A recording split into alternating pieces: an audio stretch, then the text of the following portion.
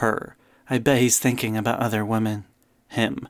If a centrist and a person with strong political views were arguing and another centrist joined in, would they support the other centrist or try and find a middle ground between the two? Hey, I'm Damon, and since I've been talking a lot about some Christian stuff and some leftist stuff, I felt it was very important for me to talk about this topic of people who are apolitical or even centrist.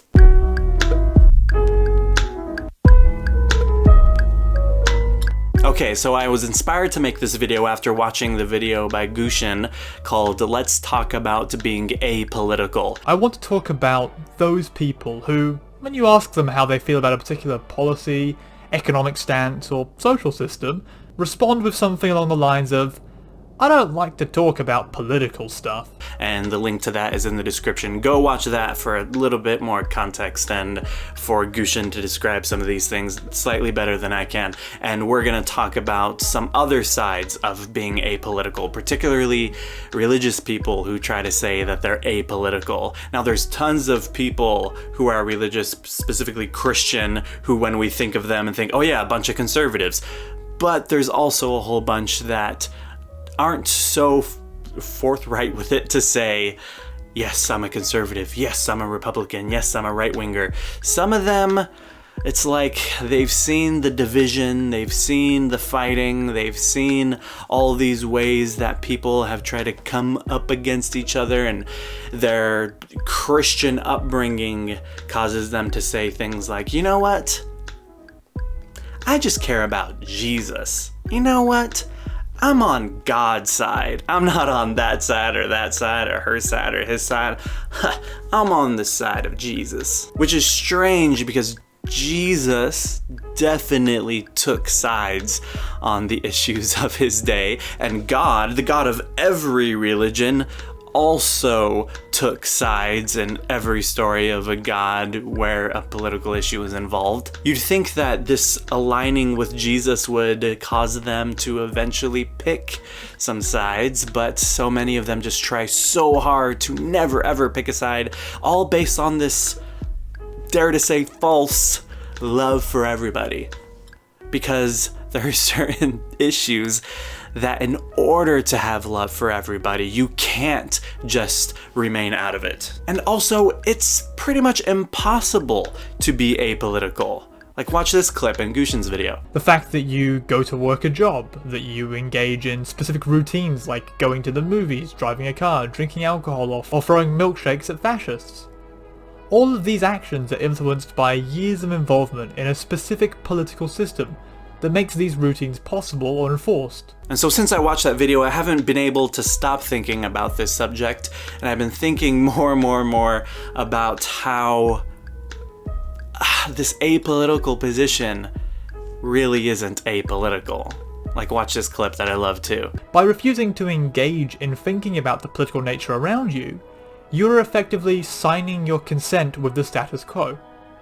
By being apolitical, you are defending whatever system is currently controlling your life, and the actions that system participates in. The system knows that, and very actively encourages that kind of disengagement. Exactly. So before, when I would think of apolitical people, these I stay out of politics type people, I would think of them as just kind of annoying and, oh well, just don't think about them. But now I'm definitely saying, oh yeah, obviously they are on the side of conservatives, because to be a conservative is to try to conserve what we have already, to keep things as they are, or to go back to the way things were, what we know, and undo some of the changes we've already gone through.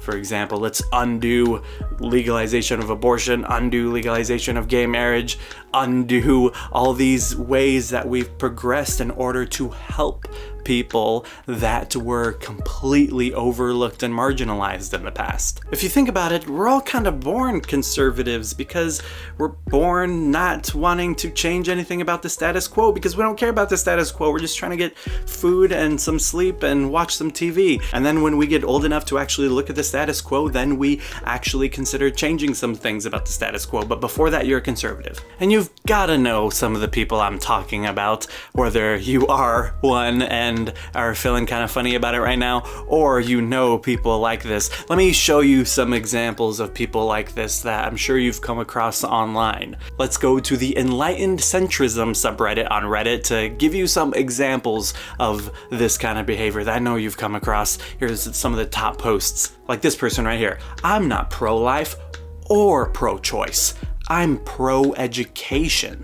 Teach people about birth control, cycles, the impact a child have, and teach about the pros and cons of having a baby and abortion. Neither is easy. Let women decide. Let women decide, but at least make it an informed choice. And then the comment underneath that says, that's pro-choice, dumbass. Or this meme here making fun of centrists saying, I'm a centrist. Politically, I'm far right. Socially, I'm too nervous to just say I'm far right. Or this right here, this is a meme made by a centrist.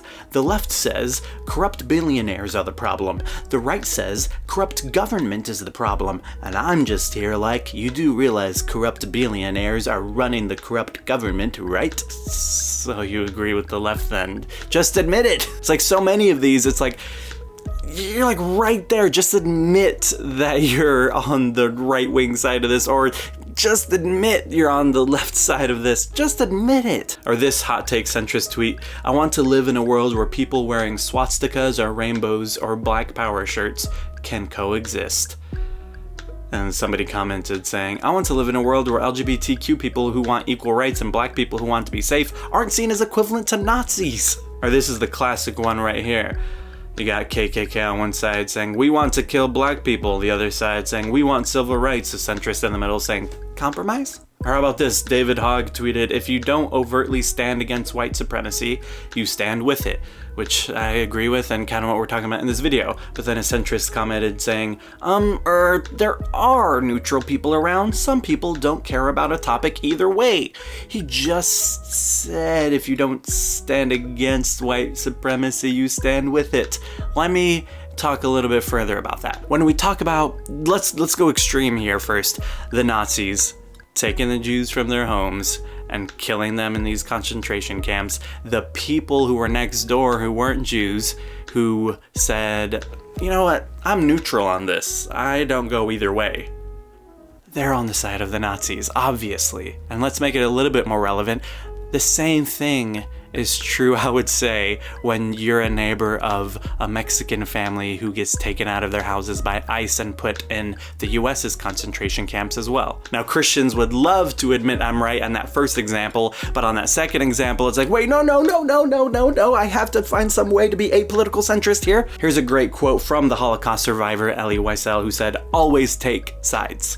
Neutrality helps the oppressor, never the victim. Silence encourages the tormentor, never the tormented. And I'm trying to kind of get this message across to Christians. So if you're like, we can't listen to that guy, he was Jewish. All right, fine, I'll quote a Christian for you too. Here's a quote from the Reverend Martin Luther King Jr., who wrote this letter from Birmingham jail and said this in this letter. He said, I must make two honest confessions to you, my Christian and Jewish brothers.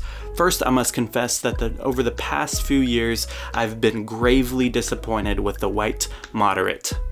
I have almost reached the regrettable conclusion that the Negro's great stumbling block in his stride toward freedom is not the white citizens counselor or the Ku Klux Klaner, but the white moderate, who is more devoted to order than to justice, who prefers a negative peace, which is the absence of tension, to a positive peace, which is the presence of justice, who constantly says, I agree with you in the goal you seek, but I cannot agree with your methods of direct action, who paternalistically believe he can set the timetable for another man's freedom, who lives by a mythical concept of time and who constantly advises the Negro to wait for a more convenient season. Shallow understanding from people of goodwill is more frustrating than absolute misunderstanding from people of ill will. Lukewarm acceptance is much more bewildering than outright rejection. Still not convinced yet? Well, You're familiar with that word, right? Lukewarm? Let's read the Bible verses that you're actually familiar with that word being used in. In the book of Revelation. Oh yeah, we're going into the Bible now. It's about to get real. In the beginning of the book of Revelation, John is writing these 7 letters to 7 major churches. And so one of the churches he writes to is the church in Laodicea. And he starts this letter by saying, I know your works, which is extremely important to pay attention to, by the way. I know your works. He's not saying, hey, I know your beliefs. This is how he starts most of these letters, by the way. I know your works. To each church he says, I know your works. And then he says what he likes that's going on and things that he really doesn't like that's going on. So he says, I know your works. He doesn't say, hey, I know your Bible studies that you're having and you're having some really great theological apologetics, really breaking the Bible down. Good job on you. No. He doesn't say, I know your worship nights are banging. It's just so good. I heard you have like the best singers, the best musicians, the best dancers, and I heard it gets really lit at your worship nights. No. He doesn't say, oh, I know your building has been so fantastic and how it's so great how you've been able to fit so many people. No.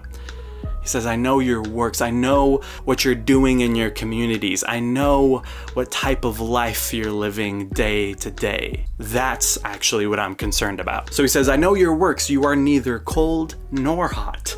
I wish that you were either cold or hot. So because you are lukewarm and neither cold nor hot, I am about to spit you out of my mouth. For you say, I am rich. I have prospered and I need nothing. You do not realize that you are wretched, pitiable, poor, blind, and naked. And that's really important to pay attention to, by the way.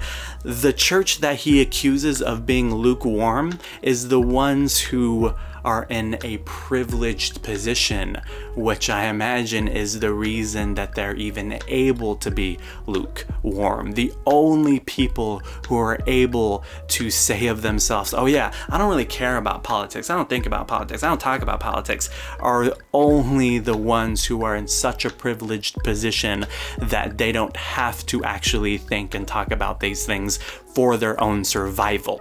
And I seriously see Christians saying all the time, yeah, it's not good for you to lean any which way on anything. Just love everybody. And the Christians I see saying that are the people who do not experience the suffering of the people who are actually trying to change things, who are actually having to lean one side or the other in order to survive, in order to actually have the amount of rights and privilege that you have when you say, yeah, you don't need to lean any which way. And if you're a minister or know a minister who says things like, yeah, I know this stuff is important, but real actual people don't really care about this stuff. Only a radical few are the ones who actually think and talk about this stuff. That's something that was said to me by multiple ministers when I told them maybe you should actually start talking about stuff that matters. And this was also something I talked about to a new friend of mine that I met up with recently, where he was talking about his story of leaving his own church and leaving the evangelical church entirely. And he talked about how one of the last straws was right after the events in Charlottesville happened. He saw all these people posting online like, your pastor better talk about this because this was a really big deal. Your pastor better say something on this coming Sunday. And then the Sunday came, and they're in the middle of a series about the vision of their church. And that Sunday, the topic was already prepared beforehand to be about why we preach. And he was talking about stuff from Ezekiel, about Ezekiel prophesying and dead bones rising and all that. And not only did they say nothing about the events in Charlottesville, but they also had the opportunity to do it because of the topic being about prophesying.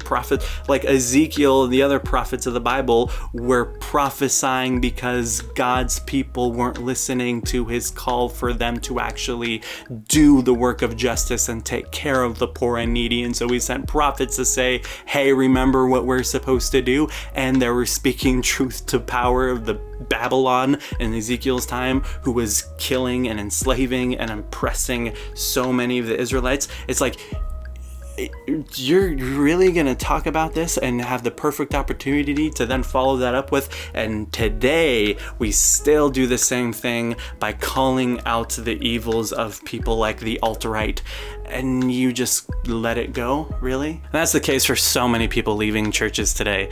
They're leaving because they're waking up. When we read the origins of Christianity as being a movement that existed to wake people up. So there you go. People out there, none of you are apolitical. By doing nothing, by being involved in nothing, talking about nothing, thinking about nothing, that is picking a side. And it's the side that, if we actually read the New Testament, wasn't the side that Jesus was on, so wake up. Thank you for watching. Go check out some of my other videos, talking about some similar stuff. Subscribe, like, all that stuff. And I'll see you in the next video. Bye-bye.